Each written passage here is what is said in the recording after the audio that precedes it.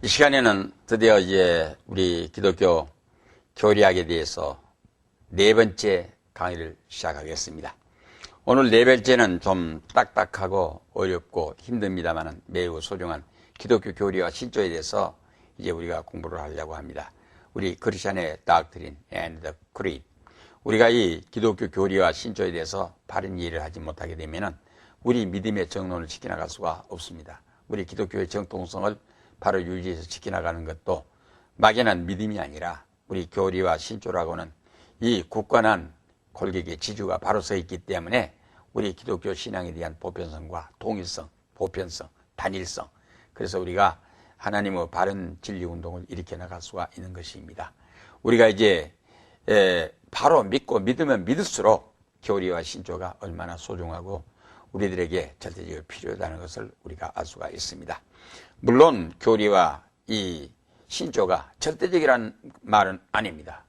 그러나 우리는 이 로마 가톨릭 교회에서 하는 것처럼 교황령이라든가 아니면 이 사제들의 그 모임에서 무조건 결정했으니까 교리가 신조다, 이 말이 아닙니다. 적어도 우리 개혁주의파에서는 좀 더 어느 것이 성경에 가까우냐는, 어느 것이 더 성경적 진리에 가깝고 부합하느냐 이렇게 찾아가기 때문에 여기는 엄청난 연구와 명상과 기도와 하나님의 말씀에 대한 바른 이해를 전제로 하고 이루어진 것이기 때문에 우리는 소홀하게 여길 수가 없습니다.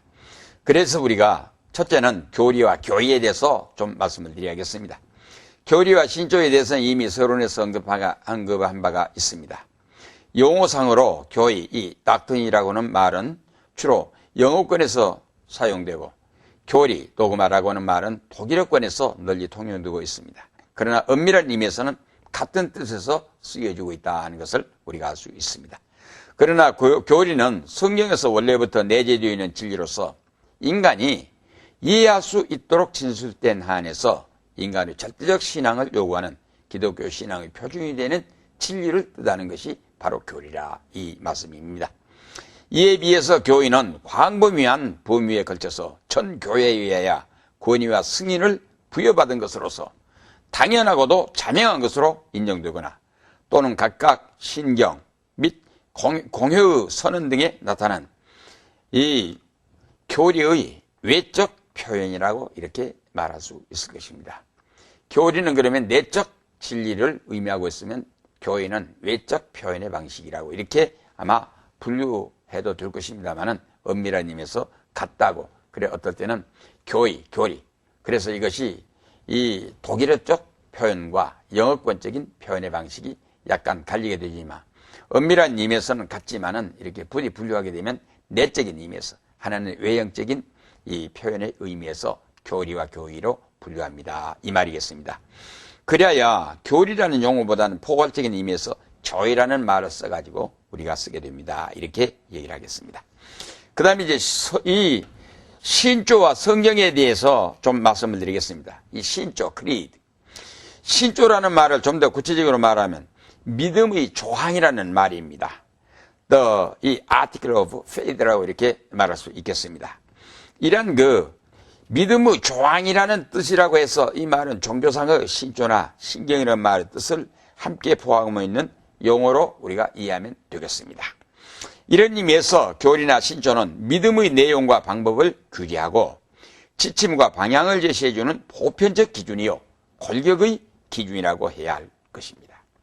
그러므로 교리나 신조를 배제한다거나 부인해버릴 경우 얼마든지 잘못된 오리에 빠질 수도 있고 더 심할 경우는 하나님과 단절이라는 위험에 빠질 수도 있습니다. 저는 우리 신학교에서 학생들에게 강의할 때 그렇게 얘기를 합니다. 우리가 여름철이면 들판에 소를 몰고 나갑니다. 소를 몰고 나가서 그대로 놓아가지고 지 마음대로 풀밭에 뛰어다니면서 먹다가 길을 잃는다든지 밭이나 논에 들어간다든지 도망쳐서 나가라고 하지를 않고 긴 장대줄에 목을 묶어서 말뚝을 세워가지고 거기에 묶어놓고 이 안에서 먹으라 그 말입니다. 그러면은 그 소가 온종일토록 이 장대줄이 허용하는 한 넓게 빙빙 돌아다니면서 하루 종일토록 풀을 뜯어먹고 배가 부르고 살죠. 그렇게 되면 석양이 되면 주인이 다시 와서 그 소를 몰고 집으로 들어가서 간수하게 됩니다. 그런데 이제 생각해 보십시오. 그 소가 만약에 장대줄이 끊어지게 되면은 어떤 일이 발생합니까? 첫째는 남에게 해를 치는 밭이나 논에 마음대로 뛰어들어갈 수가 있습니다. 그 다음에는 길을 잃어가지고 지 마음대로 방황해 나가게 됩니다. 그렇게 되면 짐승에게 해를 본다든지 아니면 남에게 잡힌다든지 그래서 죽을 수도 있습니다. 생명의 위험이 붙을 수가 있습니다. 그거는 무슨 말합니까? 이미 주인의 손에서 벗어났기 때문에 주인과의 단절입니다. 관계가 끊어져 버린 위험에 빠질 수 있다 그 말입니다. 우리가 이 교리라고 하는 것이 신조라는 이렇게 중요합니다.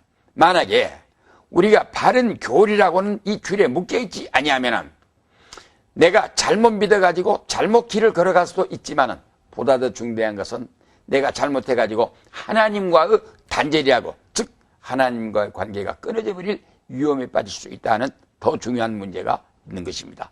그렇기 때문에 우리가 교리나 신조를 철두철미하게 지켜나감으로 인해 가지고 첫째는 하나님과의 관계, 두 번째는 마음 놓고 이 안에서 자유로운 이제 먹고 살아서 우리가 생존할 수 있다는 것, 활동할 수 있다는 것, 얼마든지 우리의 유익을, 행복을 추구할 수 있다는 것, 이런 의미에서 우리가 교리와 신조를 중요시하게 여겨야 합니다. 이 말이 되겠습니다. 그래서 이런 의미에서 교리나 신조는 믿음의 내용과 방법을 규제하고 지침과 방향을 제시해주는 보편적 기준이요, 권력의 기준이라고 해야 할 것이요. 그러므로 교리나 신조를 배제한다거나 부인해서는 잘못된 오류에 빠질 수 있는데 어떠한 오류냐? 이 단절이라고는 위험에 빠질 수 있기 때문에 우리가 소중하게 간직하고 열심히 연구하고 공부를 해야 한다는 이 말이겠습니다. 철저한 신앙일수록 교리와 신조에 대해서 더 철저하고 엄하게 받아들입니다. 교리와 신조가 없으면 방종에 빠지기 쉽고 자기 도취증에 걸려서 격길로 가기 쉽습니다. 성경에서 말씀하고 있는 진리와 믿음은 가장 유법적이고 질서가 정연해서 교회의 건덕을 전제로 한 이 은사운동을 일으키라고 이렇게 명령하고 있습니다. 그래서 우리가 교리와 신조는 분명히 바로 필요하고 바로 이제 받아들여야 한다는 걸 말씀을 드립니다. 그 다음 세 번째는 교리와 신조의 형성 과정에 대해서 그렇다 그러면 이 교리와 신조는 누가 어떻게 만들었는가 하는 문제입니다. 어떠한 내용을 누가 어떻게 만들었는가. 그래서 교리와 신조의 형성 과정을 말씀을 드리겠습니다. 교리라고 하는 것은 초대교회 시절부터 있어 왔습니다. 도중에 만든 것이 아닙니다. 그것은 사람들에 의해서 결정되어진 것이 아니라 이미 성경에서 말씀하고 있는 진리를 중심으로 형성되어 있기 때문에 처음부터 있어 왔다는 말입니다. 그러나 그것이 세월의 흐름에 따라서 크게 발전을 거듭하여 오늘에 이르게 되었는데 그 발전 과정을 통해서 만들어진 것이 아니라 부정과 시비 논쟁을 딛고 확고하게 정립, 곧 확립되어지게 되었다는 것으로 이해되어야 합니다. 발전했다는 것은 발전해가지고 만들어진 것이 아니라 바로 이 논쟁과 시비를 통해서 확신할 수 있는 기준이 확정되어 있다는 이것을 우리가 발전이라고 해석해야 한다는 말이겠습니다. 교리와 신조가 형성되는 과정을 보면 로마 가톨릭 교회와 개신교가 초대교회로부터 시작해서 교부시대에 이를 때까지는 거의 공통된 과정을 걸쳤으나 교황정치가 뿌리를 내리고 또 종교개혁이 일어나서 구교와 개신교가 나누어진 다음부터는 전혀 다른 길을 걷게 된 점들이 많이 있어서 그 교리와 신조가 전혀 다른 것들이 많이 있다는 것을 알아야 합니다. 그렇기 때문에 우리가 교리적으로 보았을 때는 구교와 개신교는 합할 수 없는 솔직하게 말하면 적대적인 교회의 관계를 가지고 있습니다. 왜 그러냐?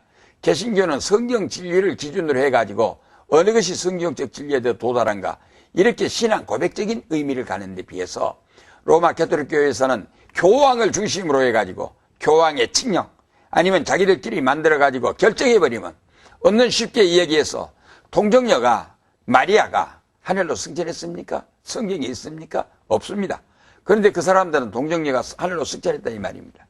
잘못된 말입니다. 이렇게 시작해가지고 그들이 갖고 있는 교리는 비성경적인 반성경적인 것들이 많이 있기 때문에 우리는 로마 가톨릭 교회를 정통적인 기독교 종교라고 이렇게 이해할 수가 없고 잘 말했을 때 로마 가톨릭 교회입니다. 로마 천주교회입니다. 그러니 그것이 우리 기독교라고 이렇게 우리가 같은 의미에서 받아들일 수 없다는 걸 전제로 하고 여기에 대한 논쟁은 과거에도 말씀드렸고 앞으로도 기회가 된 대로 저는 말씀드릴 걸 전제로 하고 같지 않다는 것을 먼저 이제 말씀을 드립니다. 왜냐하면 개신교에서는 세계 교회의 신학자들과 교회의 대표들이 한자리에 모여서 진지하게 성경 진리를 중심으로 연구하고 또는 검토하고 기도해서 공통분모를 찾아내고 또다시 기도하고 연구로 거듭하고 진지한 토론을 거듭한 다음 통일된 교리와 신조를 결정해서 만들어냅니다. 그러나 로마 가톨릭 교회에서는 성경에서 말씀하고 있는 진리 이외에 교황의 칙령 또는 사제들의 회의에서 결정하면 곧 그것이 교리와 신조가 되기 때문에 개신교에서는 그러한 것들을 전혀 받아들일 수 없습니다. 그것은 성경의 진리에 어긋난 것들이기 때문에 받아들일 수 없다는 것을 분명히 우리 입장을 말씀드립니다. 이에 개신교의 교리와 신조를 중심으로 그 대표적인 것들을 들어서 그것들이 형성되게 되었던 과정을 또는 그 내용을 소개하는 것이 유익할 것으로 보아집니다. 우리 기독교 이 교리와 신조, 우리가 공통된 신앙의 고백을 위해서 결정되었던 기독교 종교회의의 모임은 성경적 근거로 사도행전 15장을 들 수가 있습니다. 이것은 소위 첫 번째 회의라고 봐야겠네. 예루살렘 공유회. 여기에서 소개하려는 예루살렘 공유회는 사도행전 15장에 나와 있는 말씀을 중심으로 한 것인데 기독교 세계 교회들이 첫 번째 모인 세계 대회라고 할 수도 있습니다. 또 기독교 교리 형성의 수범이요 전형이라고도 우리가 말할 수가 있겠습니다. 이렇게 해서 여기서 이제 교리가 결정되게 되는데 이 회의를 소집하게 되었던 동기는 바울과 바나바를 중심으로 해서 이제 세계적인 선교 운동이 일어나게 되었습니다.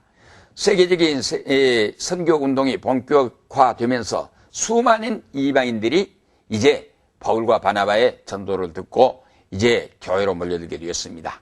그런데 여기서 문제가 된 것이 유대인들이 할례를 주장했지 않습니까? 하나님의 선민은 할례를 받아야 한다. 그래 할례 문제를 중시하는 유대주의적 입장에서는 많은 의문과 심지어는 반론을 가지게 되었던 것입니다. 이에 대한 찬반 논쟁이 정화되어 심화되어 가게 되자 이를 해결하기 위해서 바울과 바나바를 초대해 놓고 예루살렘 교회에서 사도들과 이제 예루살렘 교회의 감독자였던 예수님의 동생이었던 야고보가 한자리에 모여가지고 그러니까 그 당시에 사도들을 비롯한 세계적인 기독교의 대표자들이 한자리에 모여가지고 진지하게 모여서 의논하고 기도하고 의논한 끝에 네 가지를 결정했습니다. 첫째는 우상의 제물에 대해서, 두 번째는 피에 대해서, 세 번째는 목매어 죽인 것에 대해서, 네 번째는 음행을 멀리할지니라. 그래가지고 마지막 결론의 말씀이 매우 심각한 의미심장한 말씀으로 결론을 내렸습니다. 이에 스스로 삼가면 잘 되리라 평안함을 원하노라. 바로 이것입니다. 여기 예루살렘 이 공회에서 결정했던 우상의 제물, 피, 목매어 죽인 것, 음행 이런 것들을 멀리해서 이에 스스로 삼가면 잘 되리라. 그리고 평안이 있을지어다. 이렇게 해서 사도행전 15장 29절을 보게 되면은 회의와 결과에 대해서 모든 교회들이 이렇게 결정했던 것들이 절대적인 것이 아닙니다. 그러나 이 성경에서 말씀하고 있는 진리대로 교회의 보편성, 통일성, 우리가 이제 신성성, 단일성을 유지하기 위해서는 이렇게 결정을 해서 우리 교회가 하나의 교회라고 하는 진리의 기준을, 골격을 제시해 줬던 것입니다. 그런데 이러한 결정을 내리게 된 배경을 성경은 자세하게 또 더 말씀해 주고 있습니다. 뭐라고 있는가 하게 되면은 성령과 우리는, 이게 아주 중요한 문제이기 때문에 여러분들이 명심하고 들으셔야 합니다.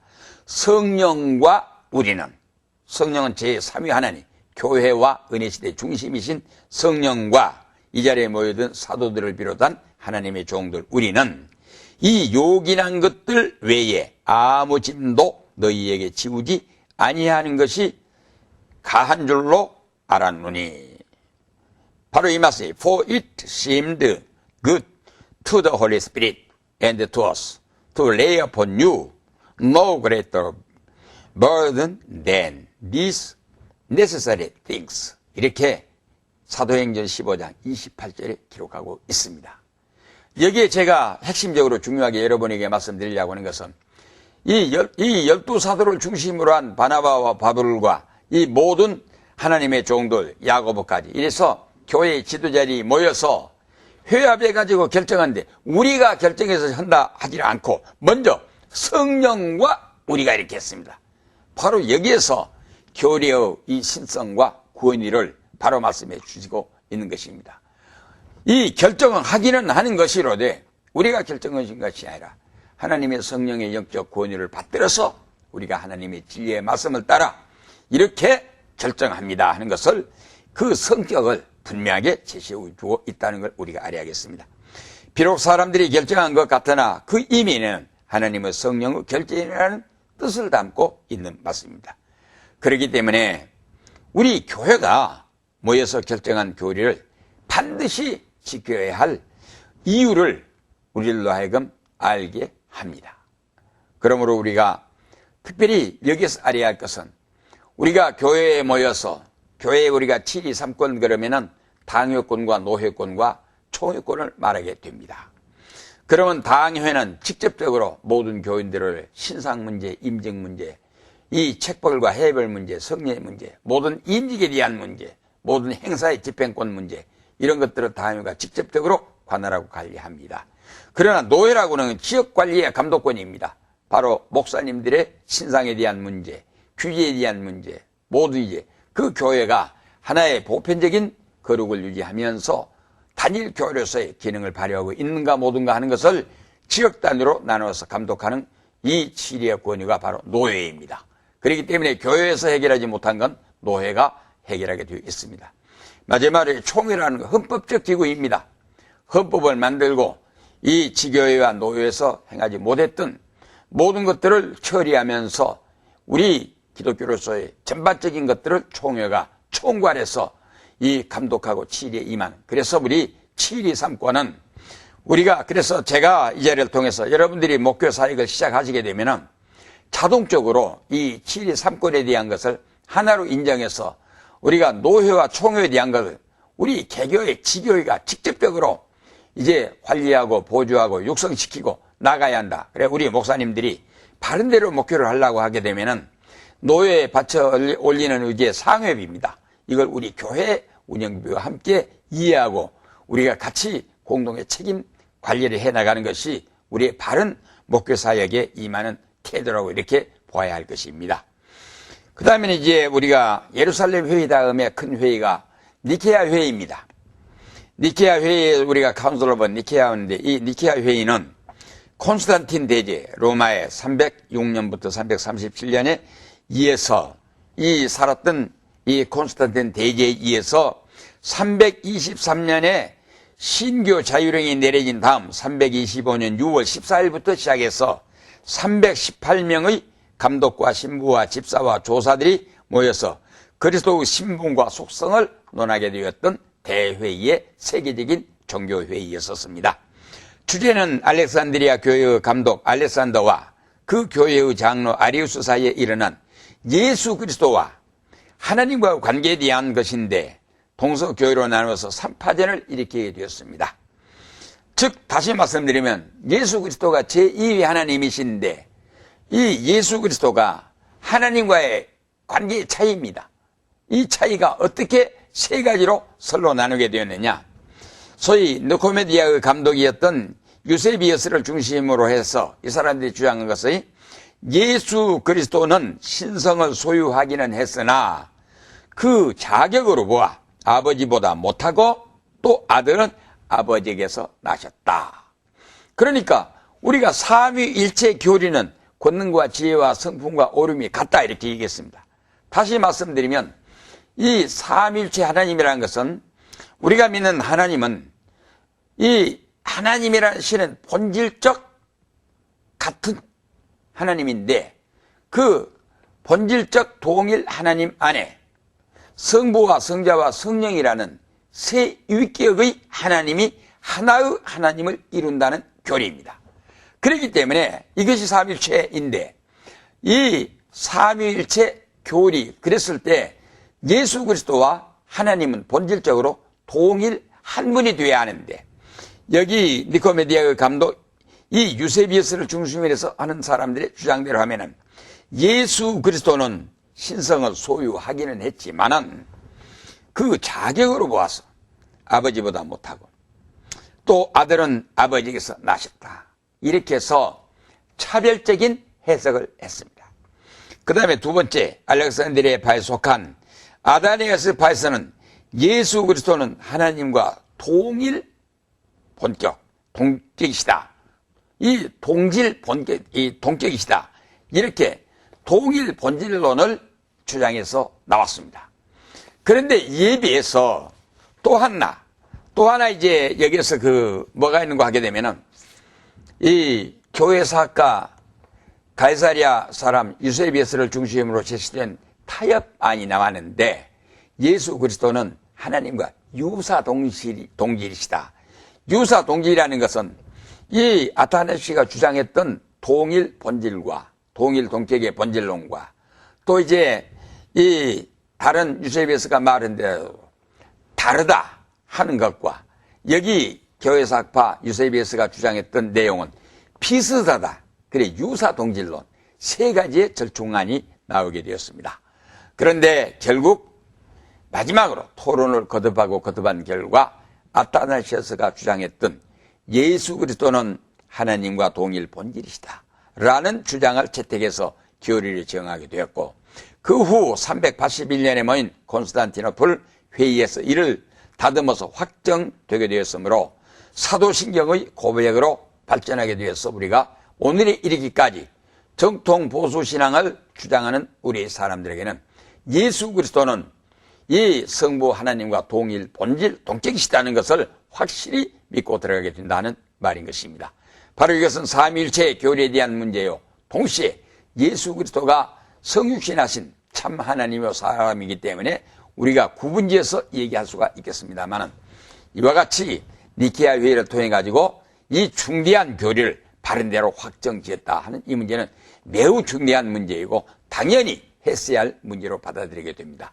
그러므로 오늘의 얘기까지 적어도 바른 성경적 신본주의 운동을 지향하는 우리의 교리에서는 예수 그리스도의 이 신성과 그 인격성을 놓고 우리가 구분지어서 하나님에게서 출생하고 지음을 받았고 또는 이제 유사 비슷하고 그러면서 차이가 아니라 동일 본질의 동격이라는 이것을 우리가 확실하고 정확하게 믿고 들어가야 한다. 이걸 말씀드립니다. 세 번째는 칼세돈 회의입니다. 452년 마시아누스 황제에 의해서 소집된 이 칼세돈 회의는 530명의 세계적인 신학자와 목회자와 교회 지도자들이 모여서 이루었던 회의를 칼세돈 회의라고 합니다. 주제는 유티게스의 이단설의 규제와 정통교회 신조의 규정이었습니다. 그런데 본회의는 이 경륜, 즉 성육신의 신비를 한 쌍의 아들로 분리시키는 자를 반대하며 그리스도의 두 성품의 혼합이나 혼잡을 생각하는 자들을 항거한다. 또한 연합이 이전에는 주의 두 성품을 생각하고 연합 후에는 한 성품을 꾸며내는 한 분이시요 동일하신 우리 주 예수 그리스도를 고백하며 모두가 일치하며 가르치는 바는 그 동일하신 분은 신성에 있어서 완전하시며 동일하신 분이 인성에 있어서 완전하시며 참으로 하나님이시며 참으로 사람이시며 동일하신 분이 이성 있는 영혼과 육신으로 되시느니라. 신성에 있어서 아버지와 동일 본질이시며 동일하신 분이 인성에 있어서 우리와 동일 본질이시니 죄 이외에는 모든 점에 있어서 우리와 같으시니라. 신성에 있어서 아버지께서 나셨으며 아버지에게서 나서시며 그 동일하신 분이 이 마지막 날에 우리를 위하사 우리의 구원을 위하사 인성에 있어서 하나님의 어머니 이신 동정녀 마리아에게서 나셨느니라. 아마 여기에서 우리가 칼세돈 회의에서 물레든 현재적 의미에서 용어상의 표현의 방법 외에는 좀 생각할 점이 없지 않아 있으리라고 생각합니다. 그러나 우리가 예수 그리스도가 참 사람이시라는 것과 참 하나님이라는 것, 이게 구구절절이 여기에서 우리가 바른 교리를, 성경적 교리를 정립하기 위해서 이런 과정들을 통해 가지고 발전시켜 나갔다는 것을 우리가 볼 수가 있습니다. 그 다음에 이제 네 번째가 우리가 이야기하려고 하는 것이 웨스트민스터 회의와 대소요리문답입니다. 우리가 이제 교회 사상사나 교리사를 통해서 보게 되게 되면 대개 16세기까지 해서 우리가 믿고 있는 지금의 모든 교리들이 거의 대부분 확정되었습니다. 그러나 우리가 여기서 생각할 수 있는 것은 웨스트민스터 회의와 대소요리문답 또는 신조, 이 교리, 신앙고백, 이 우리가 이 문제에 대해서 매우 중대하게 생각하고 더더구나 우리 정통 보수주의를 지향해 나간 특별히 우리 장로교에서는 웨스트민스터 신앙고백서와 함께 우리 웨스트민스터 회의에 대해서 매우 소중한 가치를 지니고 있다는 걸 우리가 알 수 있습니다. 1643년 영국 웨스트민스터에 모여서 결정한 신앙고백이나 신조, 그리고 교역자를 위한 대요리문답이나 어린아이들이나 평신도들을 함께 알아두어야 할 소요리문답은 오늘날 정통 보수주의를 지향하는 대부분의 장로교파에서는 일치하게 통용되고 있는 것으로서 가장 성경적이고 신본주의 사상에 맞는 교리의 신앙 고백사라고 우리가 이렇게 받아들이고 있습니다. 바로 영국 제임스 왕 때입니다.